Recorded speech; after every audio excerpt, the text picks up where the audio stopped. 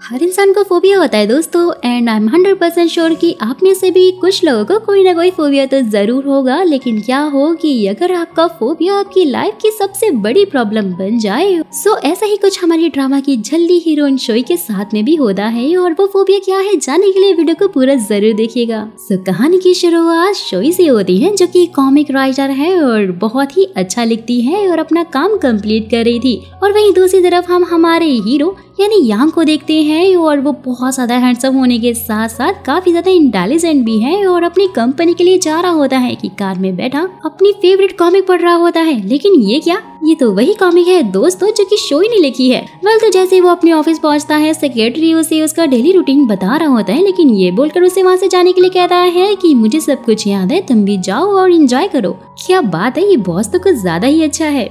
वहीं दूसरी तरफ हमारी झल्ली हीरोइन रेस्टोरेंट में अपनी दोस्त के साथ में पहुंची हुई होती है, क्योंकि उसकी दोस्त की आज एक ब्लाइंड डेट होती है, जहां वो बोल रही होती है कि हे भगवान, बस जो भी लड़का यहाँ पर आए वो हैंडसम ना हो। ये सुनते ही उसकी फ्रेंड याओ बोलती है कि हैंडसम लड़के तो हर लड़की की कमजोरी होते हैं, तो तुम ऐसे क्यों बोल रही हो।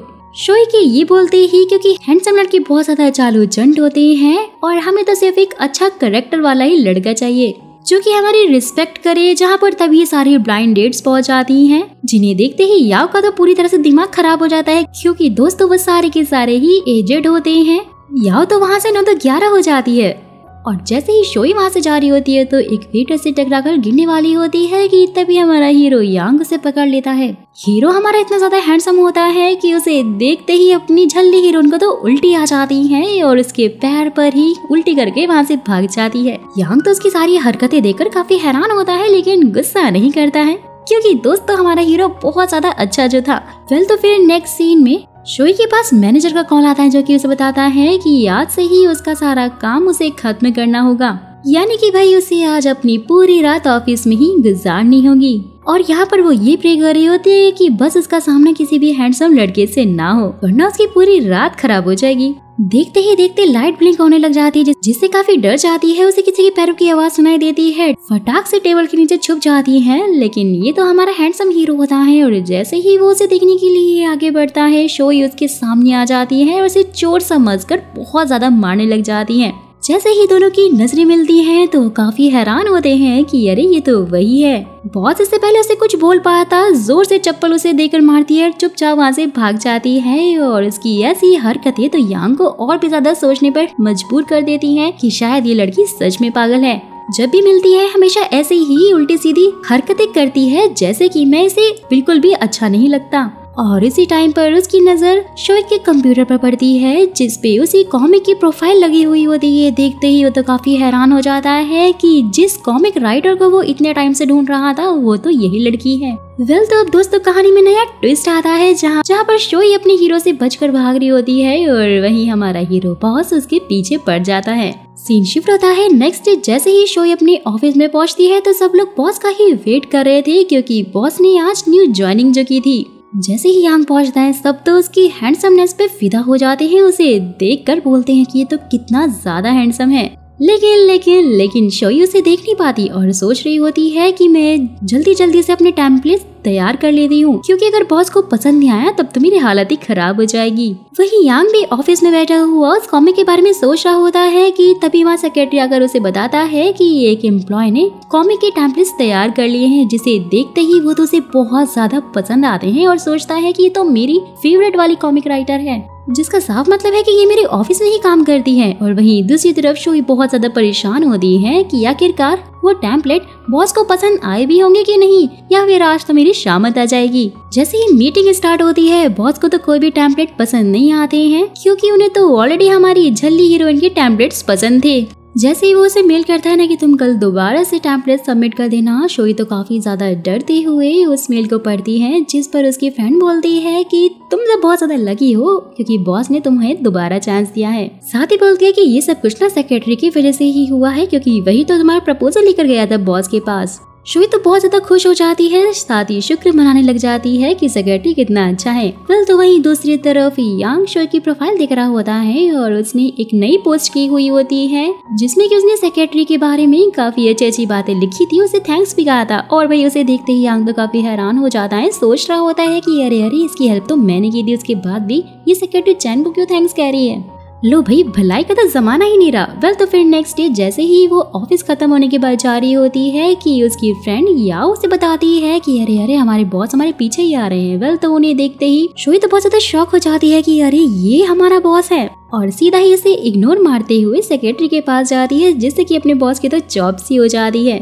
सेक्रेटरी की वीचैट की आईडी मांग रही होती है और इसकी सारी बातें सुनकर बॉस सोच रहा होता है कि आखिर इस लड़की को मुझसे प्रॉब्लम क्या है, ये हमेशा ही मुझे ऐसे इग्नोर क्यों मारती है। शोई के पास वो जाने लगता है तो वो उससे काफी ज्यादा डर रही होती है और धीरे धीरे पीछे हटने लग जाती है। बॉस से मिलने के बाद भी वो उनसे अपनी आंखें नहीं मिला पाती है क्योंकि जैसे कि दोस्तों हम जानते हैं कि उसे हैंडसम लोगों से फोबिया है और अगर वो बॉस को देखेगी तो दोबारा से उनके ऊपर ही उल्टी मार देगी, इसलिए उन्हें देखती नहीं है। कल तो फिर नेक्स्ट सीन में बॉस काफी ज्यादा अपसेट होकर शोई के बारे में सोच रहे होते हैं, क्या सच में मैं इतना ज्यादा बुरा दिखता हूँ कि वो मेरी तरफ देखती भी नहीं है और हमेशा मुझसे दूर भागती रहती है। नेक्स्ट मॉर्निंग अपने झल्ली हीरोइन ऑफिस में ही टचअप कर रही होती है। याओ के ये पूछते हैं कि हमें बहुत सारा काम करना है और तुम यहाँ पर मेकअप कर रही हो और वैसे तुम इतनी ज्यादा खुश क्यों दिखाई दे रही हो। शोई बोलती है क्योंकि आज असिस्टेंट चैन भी ऑफिस में मौजूद होने वाले हैं और इसलिए मैं उनसे उनका वीचैट भी मांग लूंगी और चाहती हूँ कि हमारी बात थोड़ी और आगे बढ़े। और जैसे ही वो पानी पीकर बाहर जा रही होती है ना, सेक्रेटरी उसे सामने दिखाई देता है, उससे बात करने के लिए जा रही होती है, लेकिन तभी अपना हैंडसम हीरो बीच में आकर उसका पूरा मूड खराब कर देता है। शोई तो उसे अपने मन ही मन में गालियां निकालने लग जाती है कि आखिर हर बार ये मेरे रास्ते में क्यों आ जाता है। बॉस उसे ये बोलकर वहाँ से जाने के लिए कहते हैं कि तुम्हारे पास तो बहुत सारा काम होगा ना, तो यहाँ पर ऐसी क्यों घूम रही हो। लेकिन वो फिर से बॉस की तरफ नहीं देखती और नीचे देखकर बात कर रही होती है। बोलती है कि बॉस मैं अपना काम बहुत अच्छे से कर रही हूँ, आप फिक्र मत कीजिए। जैसे ही यांग उसके करीब जा रहा होता है, उसे पूछता है कि आखिर तुम मुझसे इतना डर क्यों रही हो। उसे फिर से उल्टी आने लग जाती है और वो तो हमारे बॉस का ही कप लेकर उसी में उल्टी करने लग जाती है। और ये सारा नजारा सेक्रेटरी भी देख लेता है और उसके सामने अपनी हीरोइन की जॉब सी हो जाती है। काफी शौक होता है कि आखिर ये कर क्या रही है। सिचुएशन को आउट ऑफ कंट्रोल देखकर फटाफट से अपनी हीरोइन वहाँ से भाग जाती है और नेक्स्ट डे बहुत ज्यादा सैड होती है और बॉस को ही मन मन में गालियां देने लग जाती है कि उसके चक्कर में मेरे क्रश के सामने मेरी बेइज्जती हो गई, ये सारे प्लान पर पानी फिर गया। वहीं दूसरी तरफ यांग को भी नींद नहीं आ रही होती है, सोच रहा होता है कि शोई ने आखिरकार अभी तक कॉमिक रिलीज क्यों नहीं की। जैसे ही फिर नोटिफिकेशन आता है वो चेक करता है तो काफी हैरान हो जाता है क्योंकि दोस्तों हमारी झल्ली हीरोइन ने अपने हैंडसम बॉस को ही कॉमिक का विलन जो बना दिया था। और इससे तो यांग का दिमाग और ज्यादा खराब हो जाता है कि आखिर वो क्यों कर रही है ऐसा, क्योंकि वो तो हमेशा उसके साथ अच्छे से और नरमी से ही पेश आता है। वेल तो वो पूरी रात सो नहीं पाता, शोई के बारे में सोच रहा होता है और नेक्स्ट डे सोचता है कि वो उससे ये जरूर पूछेगा। और वहीं दूसरी तरफ अपनी शोई सेक्रेटरी चैन से बात करने का मौका ढूंढ रही होती है, जो कि उसे मिल भी जाता है। जैसे उसके पास जाने लग जाती है कि वहाँ पर तभी यांग को देखकर वापस भाग जाती है और इसे ऐसा करते हुए देखकर यांग तो काफी हैरान हो जाता है कि ये फिर से मुझसे दूर क्यों भाग रही है। भगवान ही जाने अब मुझसे कौन सी गलती हो गई। Sorry to interrupt in the middle of the video guys, मैं आपसे एक क्वेश्चन करना चाहती हूँ कि क्या आपको भी कोई फोबिया है और वो फोबिया आखिरकार आपको किस चीज से है, ये मुझे कमेंट बॉक्स में जरूर बताइएगा। क्योंकि जिसका भी फोबिया मुझे यूनिक और अच्छा लगा ना, मैं उसे अपनी नेक्स्ट वीडियो में शाउट आउट देने वाली हूँ, इसलिए कमेंट तो जरूर कीजिएगा और अपने फोबिया के बारे में भी जरूर बताइएगा। जैसे ही फिर शोई घर जाने लग जाती है तो सामने से यांग आकर उससे इतना जल्दी जल्दी जाने का रीजन पूछता है। शोई के ये बोलते हैं कि मेरे सर में बहुत दर्द हो रहा है और मुझे 2 दिन की छुट्टी चाहिए। यांग तो उसे सीधा हॉस्पिटल चलने के लिए बोलता है, डॉक्टर के पास। शोई भी फिर उसे पीछा छुड़वाने के लिए उसे बहाने बनाने लग जाती है कि अरे अरे आपको ऐसा करने की जरूरत नहीं है, थोड़ा आराम करने के बाद मैं बिल्कुल ठीक हो जाऊंगी। जहाँ पर तभी सेक्रेटरी पहुँच जाता है और भाई ये चांस तो शोई गंवाना नहीं चाहती थी। उसको देखते ही उसका दिल तो जोरों से धड़कने लग जाता है और अपना खुरापाती दिमाग चलाते हुए फिर से जानबूझकर सरदर्द की एक्टिंग करने लग जाती है। साथ ही सेक्रेटरी से बोलती है कि क्या आप प्लीज मुझे हॉस्पिटल ले चलेंगे। लो भाई, अब ये चांस तो अपना हीरो भी नहीं छोड़ सकता था, क्योंकि उसे शोई के सामने अपना अच्छा इंप्रेशन जो जमाना था, इसलिए जबरदस्ती उसे बोलता है कि मैं हूँ ना, मैं तुम्हें लेकर चलता हूँ। जैसे ही शोई सेक्रेटरी के साथ में आगे बैठने जा रही होती है, उसे बोलता है कि अरे अरे तुम पीछे आराम से मेरे साथ में बैठो, कोई भी दिक्कत नहीं होगी। बेचारी शोई को तो शामती आ जाती है, क्या सोचा था, क्या हो गया। गाड़ी में बैठते ही बॉस के इतना करीब होकर, क्योंकि वो इतना हैंडसम था, बेचारी अपनी हीरोइन तो बेहोश ही हो जाती है, जिसके बाद जल्दी शोई को हॉस्पिटल में होश आता है। यान के ये पूछते हैं कि अचानक से इस लड़की को क्या हो गया। डॉक्टर उसे बताते हैं कि वो बहुत ज्यादा डरी हुई थी, लगता है कि किसी ने उसे बहुत बुरी तरीके से डराया है। और जैसे ही बॉस फिर अपने आप को शीशे में देखता है और सोच में पड़ जाता है, क्या वो सच में मुझसे इतना डरती है, कहीं मैंने तो नहीं उसे डरा दिया। बेचारे को काफी गिल्टी फील होता है। सेक्रेटरी को अपने सामने देखकर यांग का तो दिल ही बन जाता है, काफी ज्यादा खुश हो जाती है। उसे वीचैट की उससे आईडी पूछती है और इसलिए सेक्रेटरी तो उसे सीधा ग्रुप में ही ऐड करने लग जाता है। जैसे ही फिर वो रात के टाइम पर सेक्रेटरी के मैसेज का वेट कर रही होती है, अचानक से उसे एक मैसेज आता है, जिसे पढ़कर काफी खुश हो जाती है कि फाइनली सेक्रेटरी ने उसे मैसेज किया। लेकिन ये क्या, ये तो सेक्रेटरी की जगह बॉस होता है। जहाँ पर कई समय ये पता चलता है कि बॉस को सब कुछ पहले से पता चल गया था और इसलिए वो सेक्रेटरी बनकर शोई से बात करने लग जाता है। और तो और ऑफिस में भी इनकी बातें ऐसी ही चलती रहती हैं, लेकिन शोई तो जानती ही नहीं थी कि वो जिससे बात कर रही है वो सेक्रेटरी नहीं बल्कि उसका खुद का बॉस है। शोई बड़ी ही मुश्किलों से यांग का स्केच बनाती है। जैसे ही वो स्केच को यांग को दिखाती है तो यांग बोलता है, अरे क्या मैं सच में ऐसा दिखता हूँ। शोई बोलती है कि बॉस मैं तो सिर्फ कॉमिक ही ड्रॉ करती हूँ ना, और इसीलिए मेरी स्केचिंग स्किल्स इतनी ज्यादा अच्छी नहीं है। जिसके बाद यांग बोलता है कि ठीक है तुम बस इस पर साइन कर दो। और जैसे वो साइन कर रही होती है तो वो उससे बहुत ज्यादा क्लोज आ जाता है, और इतना क्लोज देखते हुए तो बेचारी शोई फिर से घबरा जाती है। यांग उसे स्केच के लिए थैंक्स बोलता है और उसके जाने के बाद शोई की तो जान में जान आती है कि थैंक गॉड ये यहाँ से चला तो गया। और उसकी हार्ट बीट बहुत ज्यादा तेजी से धड़क रही होती है। वेल तो वहीं दूसरी तरफ यांग का भी यही हाल होता है, और वो क्यों, ये तो खैर दोस्तों आप समझ ही गए होंगे। वेल तो फिर नेक्स्ट सीन में शोई की ट्विन सिस्टर को हम देखते हैं दोस्तों, जो कि सेक्रेटरी चैन से पहले मिल चुकी थी, बट वो उसे पसंद ही नहीं आया था और अपनी मॉम को फोन करके बोल रही होती है कि सेक्रेटरी चैन में उसे कुछ खास नहीं लगता, लेकिन उसके बाद भी समझ नहीं आता कि शोई ने उसमें ऐसा क्या देख लिया। शायद वो अपने एक्स बॉयफ्रेंड की वजह से ही ऐसा कर रही हो। जहाँ मॉम बोलती है कि हाँ उसके कारण ही शोई को हैंडसम लड़कों से फोबिया हो गया है। जहाँ पर कई समय ये पता चलता है कि उसके हैंडसम बॉयफ्रेंड ने उसे धोखा दिया था, जिसके बाद ही उसके साथ ये सब कुछ होता है। वेल तो फिर नेक्स्ट सीन में शोई बची हुई यांग के बारे में सोच रही होती है और अपने आप को रोकते हुए बोलती है कि अरे दोबारा से मैं किसी हैंडसम लड़के के बारे में सोच नहीं सकती, और ये तो फिर भी बॉस है, जितना हो सकता है उनसे दूर रहूंगी। नेक्स्ट मॉर्निंग ही ऑफिस में बैठे बैठे वो सो रही होती है, जहाँ पर यांग बाकी सारे एम्प्लॉयज के साथ में मीटिंग रूम में आता है। उसे सोते हुए देखकर एम्प्लॉय कहते हैं कि शोई तुम काम के टाइम पर कैसे सो सकती हो, और उन्हें चुप कराते हुए बॉस बोलता है कि अरे उसे सोने दो, और वैसे भी बहुत ज्यादा मेहनत करती है और हम मीटिंग 1 घंटे बाद कर लेंगे। सारे लोग काफी हैरान हो जाते हैं कि अरे बॉस को ये क्या हो गया। साथ ही वो वहाँ पे उन सबको भगा देता है और थोड़ी देर बाद ही शोई की आँख खुलती है तो यांग से वो टाइम पूछती है। यांग उसे ये बोलकर दोबारा सोने के लिए बोलता है कि अभी तो ब्रेक टाइम है, और भाई अपनी झल्ली हीरोइन दोबारा से सो जाती है। दोस्तों इससे तो आप भी समझ गए होंगे कि अपना हैंडसम बहुत उसे लाइक करने लगा है। वेल तो उसके लिए कंपनी से ज्यादा शोई की नींद इम्पोर्टेंट बन गई थी।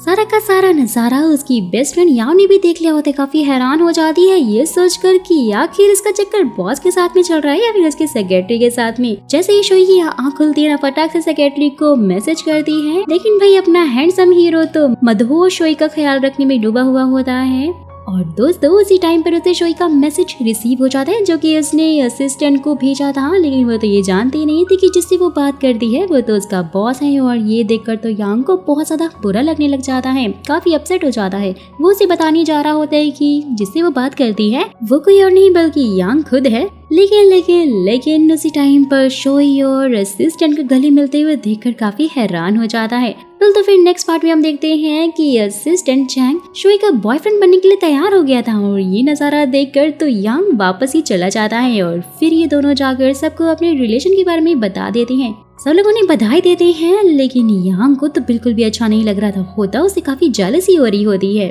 फटाक से असिस्टेंट का हाथ पकड़कर उसे साइड में बात करने के लिए लेकर जाता है, और इसके बाद वो उसे पूछता है कि सब कुछ चल क्या रहा है, और अचानक से अपना इरादा कैसे बदल दिया तुमने।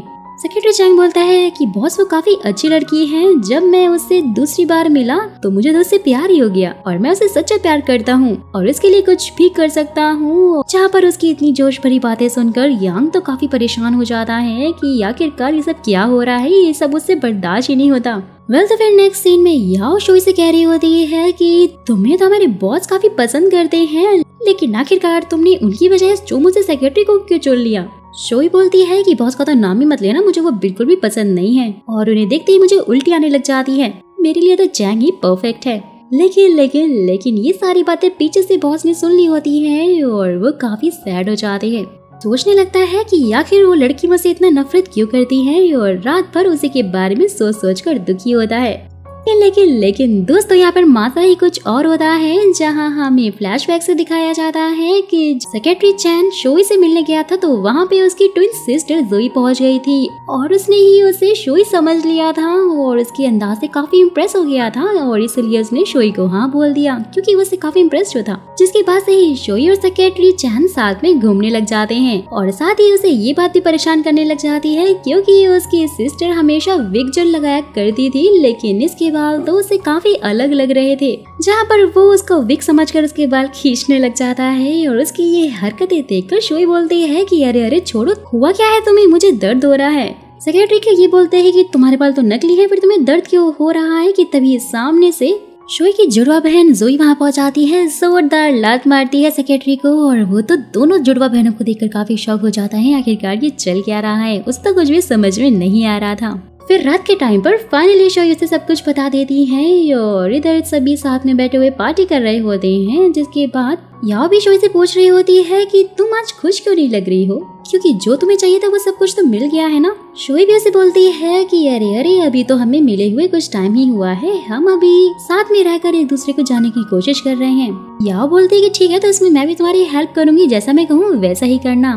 बोलती है कि देखो वो आ गया और ये बोलते उसे धक्का मार देती है। शोई ने उसे बिना देखे ही किस कर लिया था। जैसे ही वो देखती है तो कोई और नहीं बल्कि यांग होता है। वो काफी हैरान हो जाती है और फिर उसे सॉरी बोलती है, लेकिन यांग उसे बिना कुछ कहे वहाँ से जाने लग जाता है। शोई उसे मनाने के लिए पीछे जाती है, साथ ही बोलती है कि सॉरी बॉस, मैं तो सिर्फ ट्रूथ एंड डेयर खेल रही थी और इसीलिए मुझे आपको किस करना पड़ा। बॉस भी यहाँ पर मुस्कुराता है, बोलता है कि ठीक है, वैसे भी तुम मुझे किस क्यों ही करोगी, क्योंकि मैं जानता हूँ कि तुम मुझसे नफरत करती हो और फिक्र मत करो, मेरी वजह से तुम्हें कभी कोई परेशानी नहीं होगी। और जैसे ही यांग उसे पूछता है कि आखिर तुम मुझसे इतना डरती क्यों, वो उसे बताने वाली होती है कि तभी दूसरी तरफ से सेक्रेटरी जोई से बात कर रहा होता है। साथ ही उसे बोलता है कि मैं शोई को नहीं बल्कि तुम्हें पसंद करता हूँ, मैं तो जानता ही नहीं था कि तुम उसकी ट्विन सिस्टर हो। सच जाने के बाद जोई को भी गुस्सा आता है, बोलती है कि जो भी हुआ लेकिन तुम्हें मेरी सिस्टर को हर्ट करने का कोई हक नहीं बनता, दोबारा उसे हर्ट किया तो तुम्हें छोड़ूंगी नहीं। लेकिन ये सारी बातें शोई ने भी सुन ली थी। वो काफी हर्ट हो जाती है, रोने लग जाती है और यहाँ पर अपना हैंडसम हीरो से गले लगाकर कंफर्ट फील कराता है।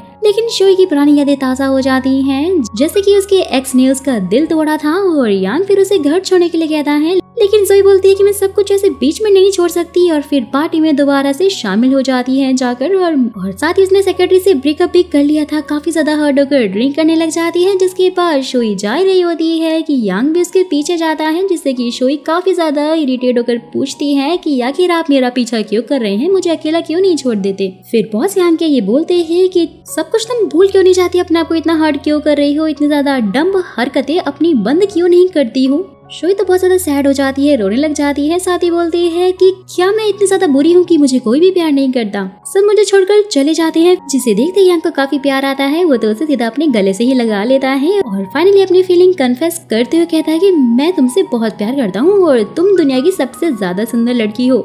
लेकिन भाई अपनी हीरोइन को तो कुछ भी याद नहीं होता है। नशे की वजह से जैसे ही नेक्स्ट मॉर्निंग उसकी आंख खुलती है तो उसने अपने हैंडसम हीरो का सपना देखा हुआ था। रात में क्या हुआ से कुछ भी याद नहीं था। बताता है कि यहाँ पर तुम्हें कल तुम्हारे बॉस छोड़कर गए थे और शोई तो काफी घबरा जाती है और साथ ही बोलती है कि मैं अब उनसे दोबारा नहीं मिलूंगी। वही दूसरी तरफ जैसे ही बॉस ऑफिस के लिए जा रहे होते हैं तो शोई को देखकर वो उसे साथ चलने के लिए बोलता है, लेकिन शोई बोलती है कि ऑफिस पास में ही है, इसलिए मैं खुद से चली जाऊंगी। यांग को इतना ज्यादा खुश देखकर तो काफी हैरान हो गई थी। वहीं दूसरी तरफ सेक्रेटरी भी ऑफिस में पहुंचकर सीधा सबसे पहले उसे सॉरी बोलता है और शोई भी बोलती है कि कोई बात नहीं, क्योंकि प्यार में कभी कोई जोर जबरदस्ती नहीं चलती। साथ ही सेक्रेटरी को वार्न करते हुए कहती है कि सोच लेना, क्योंकि मेरी सिस्टर बहुत ज्यादा स्ट्रिक्ट है कि तुम उसके साथ रह पाओगे कि नहीं। और उसका फोन नंबर देते हुए भी बोल दिया कि अगर उसे मना सको तो मना लो। सेक्रेटरी से थैंक्स बोलता है और कहता है कि उस दिन ये अम्ब्रेला मुझे बॉस ने तुम्हें देने के लिए कहा था। फिर अब तुम ही सोचो कि वो तुमसे कितना प्यार करती होंगी। और उनकी सारी बातें सुनकर शोई तो सीधा उनसे मिलने के लिए जाती है और साथ ही उसकी काफी तारीफ भी करने लग जाती है। यांग तो काफी खुश हो रहा होता है और जब वो वापस से जाने लगती है तो बॉस फिर उसे रोकते हुए कल की बात पूछता है। वो कहती है कि उसे तो कुछ भी याद नहीं है और साथ ही उसे कल घर छोड़ने का थैंक्स बोलकर वहाँ से जाने लगती है। और अपने हीरो का तो मुंह ही लटक जाता है, बेचारा काफी सैड हो जाता है। तो फिर नेक्स्ट सीन में शोई को उसकी मॉम की कॉल आती है। बोलती है कि मैंने सारा बंदोबस्त कर लिया है और इसलिए कल तुम अपने बॉयफ्रेंड को फटाफट यहाँ मुझसे मिलवाने के लिए ले आना। और शोई के ऊपर तो बम फूट जाता है, क्योंकि अभी तो उसका ब्रेकअप हुआ है सेक्रेटरी के साथ और अब वो नया बॉयफ्रेंड कहाँ से लेकर आएगी। काफी ज्यादा परेशान हो जाती है कि तभी सेक्रेटरी चन को मैसेज करके बोलती है कि क्या तुम मेरा फेक बॉयफ्रेंड बनकर चलोगे और इसके बदले में मैं तुम्हें अपनी सिस्टर यानी कि जोई को पटाने के अच्छे आइडियाज भी दूंगी। तो फिर नेक्स्ट मॉर्निंग शोई तैयार होकर खड़ी हुई होती है, जहाँ पर तभी उसका बॉस यानी कि यांग आता है। साथ ही बोलता है कि तुम्हें बॉयफ्रेंड की जरूरत थी, लो मैं तुम्हारा फेक बॉयफ्रेंड बनने के लिए रेडी हूँ। लेकिन जोई तो उन्हें ये बोलते मना करने लग जाती है कि आपने एकदम बॉस वाला ड्रेसअप किया है जैसा कि आप करते हो और इसलिए मेरी मॉम को तो यकीन ही नहीं आएगा कि आप मेरे बॉयफ्रेंड हो। उन्हें तो यही लगता है कि सेक्रेटरी मेरा बॉयफ्रेंड है। वहीं दूसरी तरफ सेक्रेटरी भी जोई के पास गया हुआ होता है और उसे गर्लफ्रेंड बनने के लिए बोल रहा होता है, लेकिन वो तो मानती नहीं है और इसीलिए वो उसे कहता है कि अगर गर्लफ्रेंड ना सही तो फ्रेंड ही बन जाओ। लेकिन वो बोलती है कि मुझे किसी फ्रेंड नहीं बल्कि स्टूडेंट्स की जरूरत है, अगर तुम चाहो तो मेरे बॉक्सिंग क्लब में को ज्वाइन कर सकते हो। जिसके लिए उसके प्यार में पागल, उसके प्यार में लट्टू अपना सेक्रेटरी फौरन मान जाता है, जहाँ पर फिर 2 बॉक्सर्स उसे उठाकर ले जाते हैं। सेक्रेटरी के ये पूछते हैं कि आखिरकार तुम मुझे बॉक्सिंग क्यों नहीं सिखा रही हो। जोई बोलती है क्योंकि मेरी फीस काफी महंगी है, तुम अफोर्ड नहीं कर पाओगे। और इसी टाइम पर उसे शोई का भी मैसेज आ जाता है और वो चैन को कहीं भेज देती है। वहीं दूसरी तरफ हमारा हैंडसम बॉस नॉर्मल कपड़े पहनकर स्कूटी से शोई के घर में पहुंच जाता है और शोई उसे मास्क पहनाकर सीधा अंदर लेकर जाती है। और जैसे ही फिर मॉम उसे पूछती है कि बेटा मास्क क्यों लगाया हुआ है, जहाँ पर शोई भी बहाना बनाते हुए बोलती है क्योंकि इसे डस्ट से एलर्जी है। जैसे ही फिर मॉम उसे चाय पीने के लिए बोलती हैं तो यांग तो शोई को ही देखने लग जाता है कि अब मैं इस चाय को इस मास्क के साथ कैसे पी सकता हूँ। शोई फिर उसे इशारे में वापस रखने के लिए बोलती है। तो फिर मॉम यांग से बहुत सारे क्वेश्चन पूछने लग जाती हैं कि तभी डोर बेल बजती है टिंग टोंग और जैसे ही वो बाहर आती हैं तो वहाँ चैन होता है, जिसे देखकर मॉम पूछती है कि आखिर तुम कौन हो। सेक्रेटरी चैन के ये बोलती है कि मैं शोई का बॉयफ्रेंड हूँ। शोई का तो हालत खराब हो जाती है, उसका बैंड बच जाता है। बहाना मारते बोलती है कि अरे बॉस आप आखिर यहाँ पर क्या कर रहे हो। और भाई शोई ने तो मॉम के सामने सेक्रेटरी को बॉस और बॉस को सेक्रेटरी ही बना दिया होता है और साथ ही उससे अंदर जाकर पूछती है कि तुम यहाँ पर क्या कर रहे हो। और वो बोलता है कि उसे यहाँ पर जोई ने हेल्प के लिए भेजा है। और ये सुनते ही वो तो फिर उसे बॉस बनने की एक्टिंग करने के लिए कहती है। जैसे ही फिर यांग जैन को देखता है उसका तो पूरा मूड ही खराब हो जाता है, क्योंकि भाई उसे यहाँ पर अपनी सेक्रेटरी को बॉस जो बोलना पड़ रहा था। मॉम भी फिर यांग को डांटते हुए बोलती है कि अब लगता है कि तुम अपने बॉस की बिल्कुल भी रिस्पेक्ट नहीं है ना, तुम्हारे बॉस खड़े हैं और तुम यहाँ पर बैठे हो, कुछ तो शर्म करो। जिससे बेचारा यांग तो उठकर साइड में ही जाने लग जाता है। उसके बाद मॉम शोई से पूछती है कि आखिर अब तुम मुझे बताओ कि इनमें से तुम्हारा रियल बॉयफ्रेंड कौन है। कि तभी पीछे से शोई का फ्रेंड पहुंच जाता है और बोलता है कि आंटी मैं हूँ इसका रियल बॉयफ्रेंड। और इसे देखते ही मॉम तो काफी शॉक हो जाती है। शोई से पूछती है कि आखिर ये सब कुछ चल क्या रहा है, पहले तो तुम्हारा एक भी बॉयफ्रेंड नहीं था और अब 3 बॉयफ्रेंड कैसे हो गए। और भाई सिचुएशन काफी ज्यादा खराब हो जाती है और सॉरी मॉम बोलकर वो बोलती है कि मेरा इनमें से कोई भी बॉयफ्रेंड नहीं है। और मॉम को तो उस पर काफी ज्यादा गुस्सा आने लग जाता है, उसको डांट रही होती है। और वहीं सेक्रेटरी भी पूछता है कि बहुत आखिरकार आप यहाँ पर क्या कर रहे हो। यांग भी उसे बोलता है कि ये सब कुछ तुम्हारे कारण ही हुआ है, इसलिए अभी चुपचाप यहीं पर खड़े रहो। और वहीं दूसरी तरफ मॉम ने भी शोई अच्छी खासी क्लास लगा के रखी हुई थी और उसे वहाँ से चलने के लिए बोलती है। लेकिन शोई बोलती है कि मॉम मैं ऐसे सब कुछ छोड़कर नहीं जा सकती क्योंकि मैं एक कॉमिक राइटर हूँ।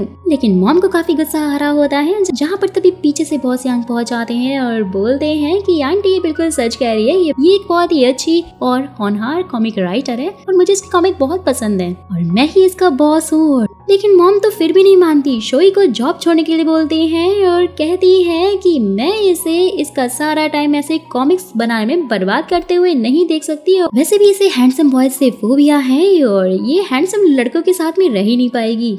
जहाँ पर फिर यांग ये बोलते हैं कि आंटी आप सिर्फ मुझे 3 महीने का टाइम दीजिए, मैं इसकी ये हैंडसम बॉयज वाला फोबिया हमेशा के लिए खत्म कर दूंगा। यहाँ पर मॉम भी उसे बोलती है कि ठीक है, लेकिन अगर 3 महीने में नहीं हुआ तो मैं इसे हमेशा के लिए जॉब छुड़वा दूंगी और अपने साथ ले जाऊंगी। शोई भी वहाँ पर बहुत ज्यादा शर्मिंदा होकर बॉस से सॉरी बोलती है कि आपको मेरे कारण इतना सब कुछ सुनना पड़ा। जहाँ पर यांग फिर उसके नजदीक जाकर बोलता है कि क्या तुम्हें सच में नहीं याद है कि आखिर उस रात हुआ क्या था। और भाई ये सुनते ही उसे धीरे धीरे याद आने लग जाता है कि नशे की हालत में उसने उससे अपने प्यार का इजहार किया था, जिससे कि अपनी झल्ली हीरोइन काफी एम्बेरस फील करती है और उससे पूछती है कि क्या तुम सच में मुझे पसंद करते हो। यांग के हाँ बोलते ही वो तो काफी शॉक हो जाती है। यांग शोई के जवाब का वेट कर रहा होता है, जहाँ पर शोई कहती है कि अरे अब तुम्हें एक्टिंग करने की कोई भी जरूरत नहीं है क्योंकि मॉम जा चुकी है। लेकिन फिर जैसे ही यांग बोलता है कि मैं सच में तुम्हें लाइक करता हूँ और जिसे तुम सेक्रेटरी समझकर बात करी थी वो कोई और नहीं मैं ही हूँ, और तो और मैं ही तुम्हारी कॉमिक पर हमेशा चैट भी करता था। ये सब कुछ जानने के बाद शोई तो काफी हैरान हो जाती है। जैसे वो उसके नजदीक जा रहा होता है तो शोई उसे धक्का मार देती है और कहती है कि तुम मुझसे दूर रहो। साथ ही बोलती है कि जैसा मॉम ने कहा था कि मुझे हैंडसम बॉयज से फोबिया है और मैं इसलिए तुम्हारे साथ में नहीं रह सकती हूँ।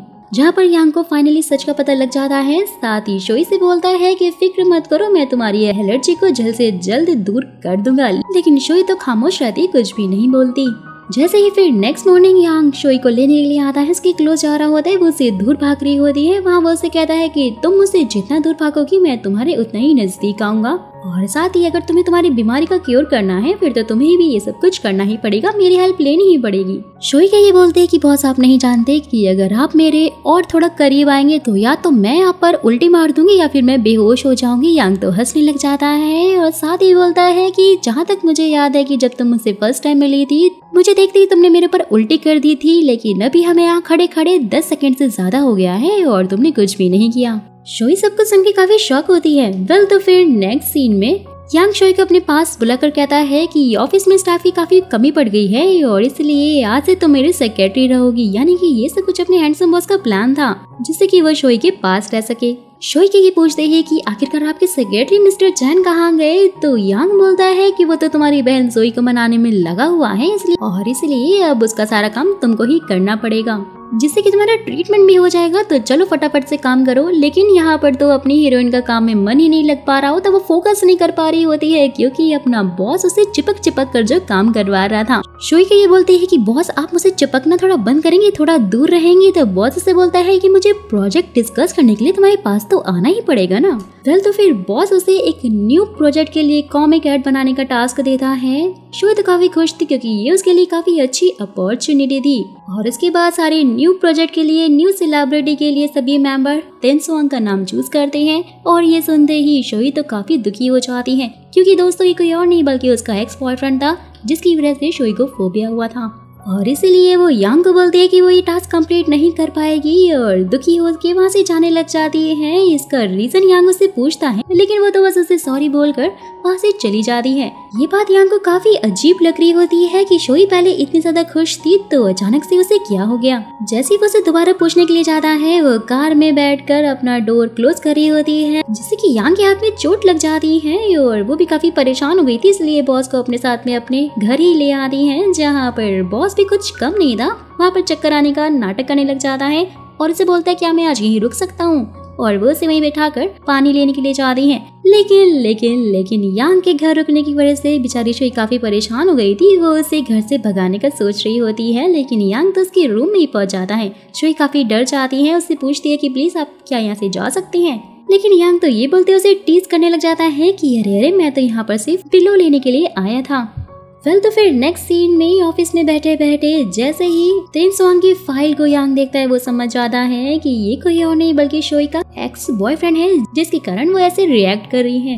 वेल तो फिर वो सारा सच जानने के बाद शोई के पास्ट के बारे में जोई के पास जाता है, लेकिन वो तो उसे उसकी एलर्जी के बारे में कुछ भी नहीं बता रही होती है। जैसे ही वो तेनसुआंग का नाम लेता है उसे सब कुछ बताना पड़ जाता है। फिर दोस्तों फ्लैशबैक से दिखाया जाता है कि ताesang एक फेमस सेलिब्रिटी होने के साथ साथ शोई का क्लासमेट भी था और जब शोई उससे पहली बार मिली थी ना तो उसे उससे प्यार हो गया था, जिसके 1 साल तक अप्रोच करने के बाद ताesang उसका बॉयफ्रेंड बनने के लिए भी रेडी हो गया, लेकिन वो उसकी जरा भी केयर नहीं करता था और वो उससे अपने सारे काम भी करवाता रहता था। जिसके बाद ही फिर एक दिन एक फोटोग्राफर ने उनके साथ की पिक लेकर इंटरनेट पर वायरल कर दी थी, जिसके कारण शोई को बहुत ज्यादा परेशानी झेलनी पड़ी थी। लेकिन उसका एक्स बॉयफ्रेंड उसे प्रोटेक्ट करने के लिए उसने कुछ भी नहीं किया। उसके बाद उन दोनों का ब्रेकअप हो गया, जिसके कारण ही शोई 1 साल तक डिप्रेशन में रही थी और उसे सभी हैंडसम बॉयज से फोबिया हो गया था और इसलिए वो सारे हैंडसम बॉय से दूर रहती है क्योंकि इसका दिल बहुत बुरी तरह से टूटा था। और साथ ही जोई उससे पूछती है कि आखिरकार तुम मेरी बहन को कैसे ठीक करोगे, मैं भी तुम्हारी हेल्प करना चाहती हूँ। साथ ही बोलती है क्योंकि उसका पहले 2 बार दिल टूट चुका है इसलिए उसके ठीक होने के चांसेस काफी कम है, तो सोच लेना, दोबारा उसे हर्ट मत करना। तो फिर नेक्स्ट सीन में शोई की मुलाकात उसके एक्स बॉयफ्रेंड सॉन्ग से होती है और उसे दोबारा गर्लफ्रेंड बनने के लिए कह रहा होता है, जिस पर शोई कहती है कि मैं तुम्हारी वजह से ही इन हालातों में पहुंची हूँ और अब मैं तुम्हारे साथ नहीं रह पाऊंगी। जहाँ पर सॉन्ग उसे बोलते हैं लेकिन तुम तो मुझसे बहुत ज्यादा प्यार करती हो ना और मैं भी अब पहले की तरह नहीं हूँ, बहुत ज्यादा चेंज हो गया हूँ। वो उसका हाथ पकड़ने ही लगता है कि तभी शोई इसे जोरदार थप्पड़ मार देती है, जहाँ पर सारे लोग इकट्ठा हो जाते हैं और बहुत सारी गॉसिप करने लग जाते हैं उन दोनों के बारे में। सबके सब मिलकर तो शोई को ही काफी भला बुरा कह रहे होते हैं। ये सब कुछ सुनकर शोई तो काफी ज्यादा सैड हो जाती है क्योंकि इसकी पुरानी यादें सब ताजा हो गई थी। जहाँ पर तभी दोस्तों एंट्री होती है अपने हैंडसम हीरो यांग की और वो सॉन्ग से कहता है कि ये मेरी गर्लफ्रेंड है और इसलिए तुम्हें इसे छूने की हिम्मत कैसे हुई, फटाफट से यहाँ से निकल जाओ वरना तुम्हारे साथ अच्छा नहीं होगा।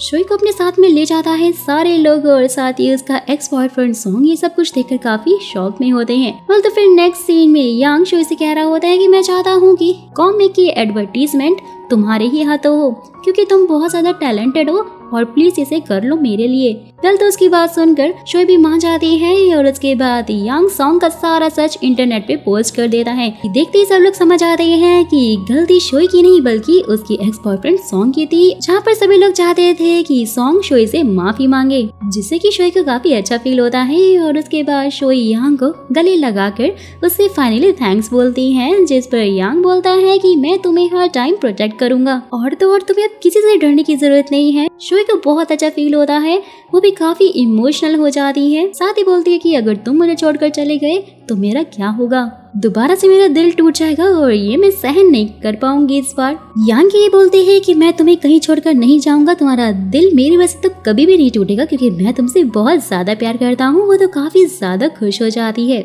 वही दोस्तों दूसरी तरफ सेक्रेटरी चैंग की भी बॉक्सिंग करते हुए हालत पंचर हो जाती है, बेचारे को बहुत मार पड़ी हुई थी। जहाँ वो सोचता है कि इतना टाइम हो गया है और मैं भी वैसा का वैसा ही हूँ कि तभी जोई फिर आकर से उठने के लिए बोलती है और जब वो नहीं उठ रहा होता है तो बोलती है कि अगर तुम नहीं उठे तो मैं तुम्हारे साथ डेट पर नहीं जाऊंगी। सेक्रेटरी चैंग तो काफी खुश हो जाता है और फौरन ही वहाँ से उठ जाता है, सबके साथ में फाइट करने लगता है। यानी कि दोस्तों फाइनली अपने सेक्रेटरी चैंग को भी इसका प्यार यानी जोई मिल गई।